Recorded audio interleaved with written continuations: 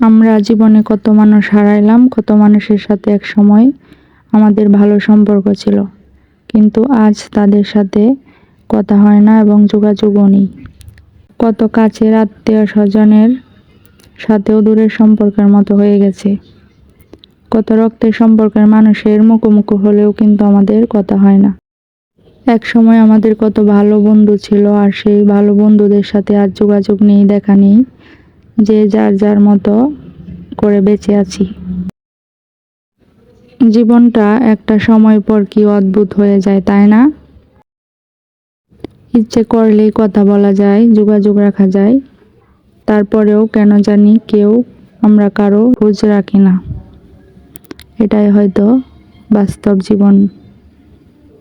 আমি কথা বলতে বলতে এদিকে রান্নাটাও করে নিয়েছি, আর রান্না করেছি টমেটো দিয়ে মাছের পোনা।